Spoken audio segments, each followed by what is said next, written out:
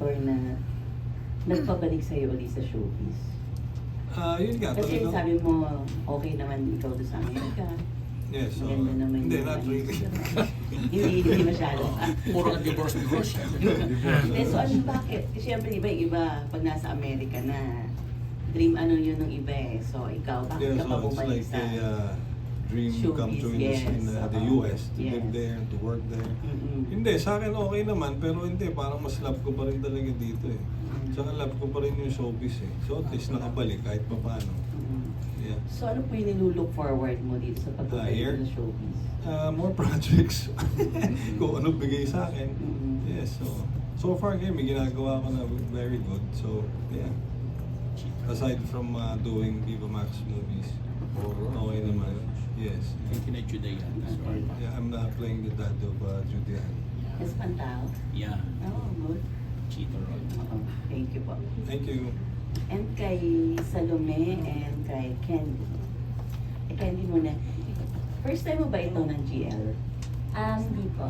Ay, hindi naman. Hindi naman po. Usually, yung mga projects ko before, may mga GL na po, may GL na siya and then may mga three-way, ganon. Yung talaga... Telepono. Ganun pala yun. Wala ko sa telepono. May bang natutunan na naman ako. Yun talaga, yun talaga, Three-way yun talaga, sa mga nagawa kong movies, lahat yun ganon. Wala talaga yung Three-way as in... mga threesome, ganon. Lalaki pa pala. Palaganda lang. Pinaganda ko lang yung term. Yun Gusto ko po. yung So, three-way. dito sa sa Tahong, although hindi ko first time na experience yung GL, but ito po yung mga love scene ko na parang pinaka the best for me. Wow. Galing ni Salome ah. Ay, syempre, Salomina yan eh, di ba? Salomina yan, thank you. Salomina yan, may Marsha pa, may Emil pa, di ba? So ano yung mas mahirap for you? Makipag-love scene sa lalaki or sa babae?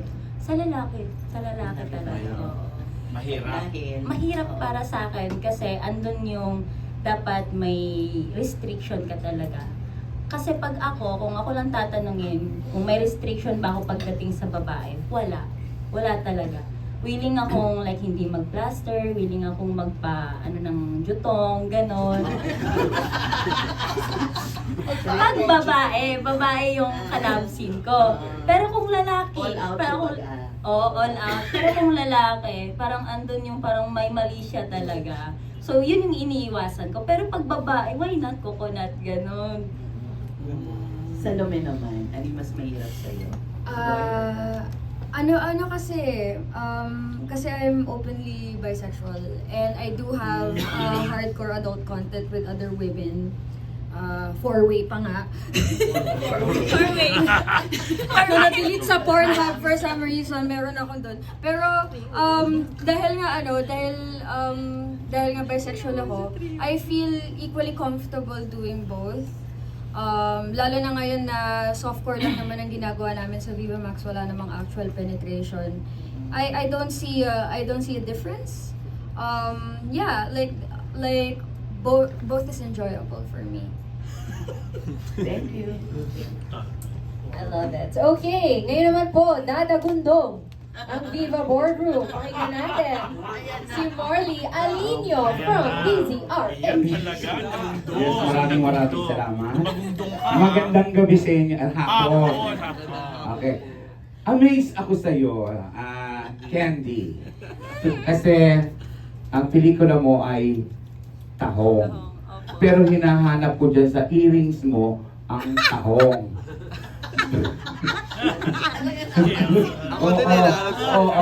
Oo. Bakit wala siyang tahong? Bakit ano siya? Ibang siya. Nasimsim na po nung tatlo. Naubos na nila yung tahong ko, kaya wala nang natira. Dinisplay ko na lang siya. Ayun. Anyway, ang question ko ay ito. Kay John Marcia muna. Marcia. Si Candy, huwag mo akong titigyan ng todo-todo. Baka maghubad ako. ang tanong manggagaling sa puso ko. Diyos! Kasi napansin ko, parang kinakabog mo si Candy. Ay, Kasi nagpakita ka rin ng dibdib dito. kinakabahan pa yun, di ba? Oo, sinadya mo ba yan? May kaibigan po kasi ako designer, tapos sabi niya sa akin, sutan daw niya ako ng damit. So, tinanggap ko naman po, pinasuot niya sa akin itong damit. Ang question ay ito. Ang question ko ay, kung si Candy ay magiging tahong, anong luto ang gagawin mo sa kanya? At saan mo siya sisimulan paglulutuin? Ano ko ba sisimulan? Madami eh. Oh, isa lang ba? Oo. Anong paborito luto daw? Siguro nagagawin ko sa kanya adobo. Bakit? Adobohin tahong ko siya kasi paborito ko kasi ng adobo eh. So parang lagi kong kinakain talaga yung adobo. So ganun yung gagawin ko sa tahong niya, lagi ko siyang kakainin. Anytime, anywhere. Marunong ka ba magluto? Marunong po. Sukatin nga natin. Paano ba magluto ng adobong tahong? Igigisa mo muna po. Yun na! Tapos, Pag gisa mo, kailangan, bigyan mo ng pagmamahal para Oo. masarap po siya. question, Candy. Yes Kung ikaw ba ay magiging tahong, sa palagay mo, gaano ka kasarap na tahong? Ano lang po. Nahihiya ako pero mga... Nahihiya ako pero mga 15 over 10. Fresh ba? Fresh na fresh. Fresh na tahong ka ba? Opo. Huh? Parang may nagduda. Ito ang question ko, hindi question yon. Ang question ko, Candy, ang sabi mo kasi magpapalit ka ng pangalan mo. Ito ba ay gagayahin mo yung part ni Sylvia Sanchez na dating Candy Pangilinan? Kay Candy Sanchez Corrales, Candy Corrales. Nagpalit siya. Oo, mula sa pagiging Candy. Pat mo ba siya? Gusto mo bang sundan yung kanyang pagiging mahusay na actress dahil nagpapalit ka ng pangalan mo? Dati siyang sexy actress. Tapos nag-change siya ng name. Sa akin naman po, sa ngayon, hindi pa, like, hindi ko pa siya i-work on. Pero, siguro in the near future, kung bibigyan lang ako ng chance na magpalit ng pangalan, gusto ko talaga yung totoo kong pangalan. Kasi isa yun sa bagay na parang may regret ako ngayon na, oo, no. Ang ganda naman pala ng pangalan ko bilang Shaira, ba't pinagtripan ko pa? Ginawang Candy. So, siguro sana dumating sa point na yung aarte, hindi na si Candy, kundi bilang Shaira na mismo. Okay. Last question ko na to kay Direk Christopher Nova. Boss. Direk, kasi pag sinabing tahong, double meaning yan. Yes. Particular na yung mga lalaki. Na kapag nagiinuman yung ng alak yung mga lalaki, ibinubukakak yung talong, ay yung tahong. Talong ang gusto ko. Parang gusto ko yung talong kasi sa tahong eh. Pwede bang palitan yan? Anyway, binubukaka ng mga lalaki yung mga tahong. Di ba? Most of the time, pag kakain-kain sila. Ini-imagine nila. Pero mas pinag-uusapan, mas kilala sa mga lalaki kapag sinabing talaba.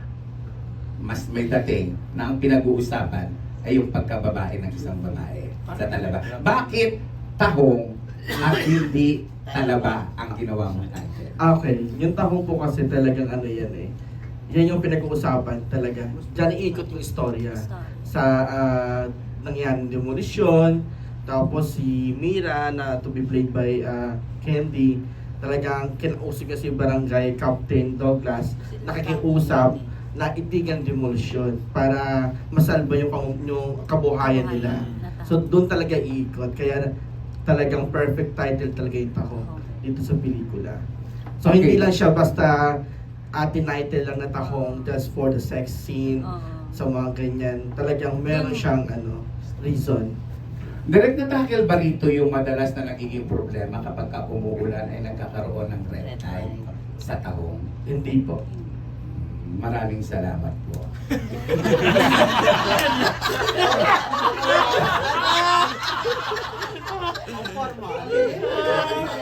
Kasi kapag sinabi ko, yung talong, pwede rin natin gawin yan sa Viva Max. BL. Pelikula. BL, pwede.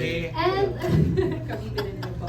Okay, and last but not least, ang mga huling katanungan ay manggagaling kay Joey Sarmiento from Remate. Hello, good afternoon sa cast. Kay Salome muna yung first question ko. Salome kasi, di ba sa Pornhub, dun sa pagiging adult content creator mo, medyo matagal ka na doon, tapos marami ka na rin na mga naging scenes doon na parang na totoo talaga yung mga Yes, nangyayari. So, nakapartner mo ba, bukod kay Candy, may nakapartner ka pa ba sa movie na to? Wala po. Okay, Candy lang. Okay. So may binigay ka bang nanginayang yata si Jenna? Ako ganyan, sayang. May binigay ka bang special instruction kay Candy para hindi siya ma-intimidate sa'yo? Dahil syempre, parang yung mga eksena kasi dito sa pelikula hindi naman talaga tunay, di ba? May binigay ka bang instruction sa kanya para hindi siya ma-intimidate sa'yo? Dahil sa'yo syempre medyo petics na lang to. Grabe naman sa petics. In fairness naman po kay Candy, I wouldn't say na na-intimidate siya sa akin. She was very comfortable with me and I know na she knows how skilled she is as an actress. At actually, parang mas marami pa ata siyang nagawang pelikula dito sa Viva Max sa akin. So parang bakit siya ma-intimidate, diba? Like we're on the same level. I don't think of myself dahil lang mas matagal ako sa adult industry and I do hardcore porn, unsimulated sex. I don't think of myself as better than anyone. So ayun, I guess the thing that we talked about the most and the thing that because it's also part of how I make adult content with different creators, I always ask them very very thoroughly ano yung mga pwede kong gawin sa'yo, ano yung mga ayaw mong gawin ko sa'yo, ano yung mga ayaw mong gawin sa akin. Kasi like everybody else naman, si Candy meron din siyang mga limitations, meron siyang mga points na hindi siya comfortable and I have to respect that. So yun yung talagang pinag-usapan namin, yung inupuan namin and clarify namin ng maigi bago kami nagsimula magtrabaho. So ayun, yun yung talagang parang dun kami nag-bonding and yeah, I would say that she's very professional. Okay. Ang second question ko sa'yo, di ba we all know naman these are two different platforms, yung sa Pornhub at saka yung sa pelikula. So, paano mo inaatake yung acting dito? Tone down ba? Parang ganon? Kasi actually yung acting sa akin, in general, it's very very new to me talaga. Kasi when I make my porn, hindi ako maarte. All of those reactions are genuine. It's very easy for me to be myself when I do porn. Pero dito sa Viva Max, pati na rin sa Black Rider and all of the projects that I did, I had to embody a character that is not me, that's different from my own. And I have to memorize lines, I have to I have to project, internalize, and all of these things. These are skills that I didn't get to learn in porn kasi I don't act in my porn. So, ayun, parang I wouldn't say na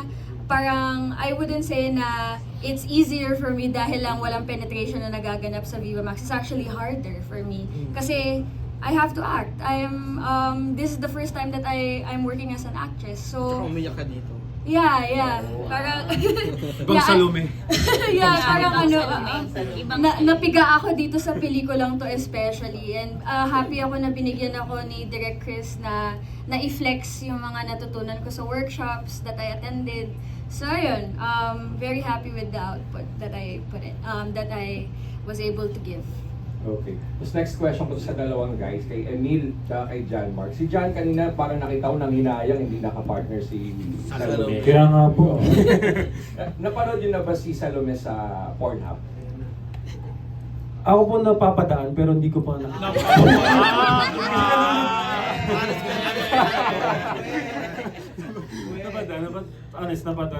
Kasi minsan nanonood din lalaki kasi ako. Talaga napanood. Nanonood ako sa Okay lang, tanggap ko na hindi mo ako type. Hindi ko tayo napanood, promise. Hindi ko talaga. Napadaan sa'yo si Salome? Yung mga ginagawa niyo pong content. Kasi nanonood ako ng time na yun. Tapos nag-scroll ako. Nanonood ka ng time na yun. Si Salome, napadaan, nakita mo lang. So anong reaction mo? Sabi ko, kasama ko lang ito nung nakaraan. Parang ganun. So hindi mo plinay yung video? Honest mo, hindi po. Hindi po. Sayang. Oh, sige. Baka mamaya siguro po. Mamaya talaga. Kung pwede lang ako mag-add. Kasi meron rin akong mga friends, friends from college, friends from high school, that feel so awkward when they see my videos. Kasi meron ng familiarity between us as friends. So, naintindihan ko rin kung baka na-awkwardan siya na, tropa ko to eh, tapos makikita ko nakahubad, makikita kong nakikipag-sex. So, baka ganun yung nararamdaman. Pero parang hindi kasi panonoorin niya. So, how about si Emil? Ano yung question? Nakapanood ka na ba ng Oo. yung kay Oo, Salome? siyempre, pinapanood ko. Tapos, ano ba yung eksena pa natin? Ano ba yun? Hindi, what? Ikaw yung tinatanong tol. Yeah. Ikaw mag... We actually just created a new video together. Oh, Yeah. so nasa Pornhub na rin si Emil? Yes!